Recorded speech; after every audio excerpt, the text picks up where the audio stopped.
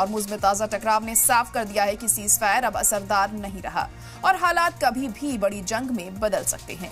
America अपनी फौजी मौजूदगी बढ़ाकर दबाव बनाना चाहता है, जबकि ईरान ने जवाबी कदमों और सख्त बयानबाजी से ये दिखाया है कि वह पीछे हटने वाला नहीं।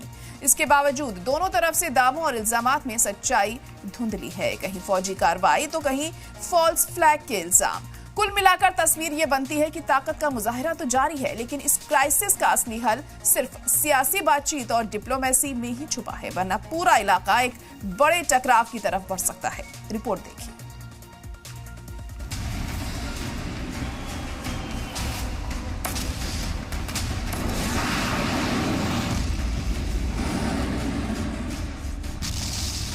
मशरिक़ वस्ता में कायम नाजुक सीज़फायर अब टूटता हुआ नजर आ रहा है, जब अमेरिका और ईरान के दरमियान हॉर्मुज़ में सीधी झड़पें सामने आई हैं।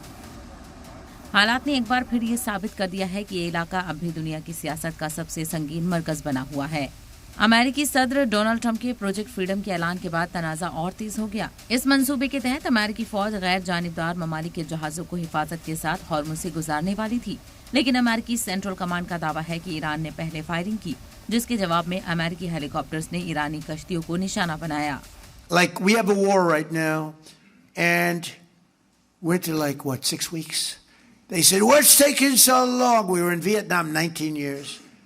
We're in Iraq for many years, 10 years, 12 years. We're in all these different wars. Korea 7 years. I won't even mention World War II. That's a big baby. Within this demarcated area, any ship that wants to pass through must do so with the permission of the Islamic Republic's armed forces in order to be safe.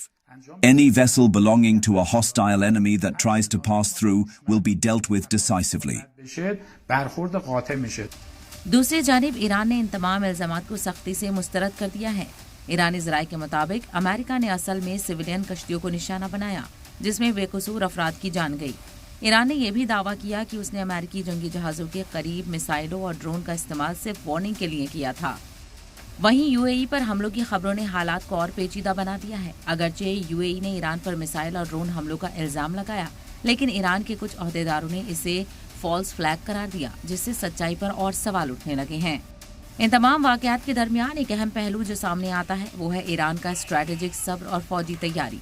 Iran ने न सिर्फ अपने दिफाई निज़ाम को मजबूत दिखाया, बल्कि ये पैगाम भी दिया कि हॉर्मुज़ जैसे अहम रास्ते पर उसकी पकड़ बरकरार है। ईरानी वज़ीर ख़ारजा अब्बास अराग़ची का बयान इस पूरी सूरत हाल का निचोड़ पेश करता है। उनके मुताबिक ये सियासी मसला है जिसका फौजी हल मुमकिन नहीं। उन्होंने अमेरिका और उसके हामियों को आगाह किया कि ये टकराव उन्हें कैसे दलदल में धकेल सकता है जहां से निकलना मुश्किल होगा। मौजूदा हालात में ये कहना गलत नहीं होगा कि ईरान ने न सिर्फ अपने मौक़िफ़ पर कायम रहकर बल्कि सियासी और फौजी दोनों मैदानों में मजबूती दिखाकर इस तनाज़े में अपनी फ़ौक़ियत का एहसास दिलाया है। ब्यूरो रिपोर्ट, सलाम टीवी।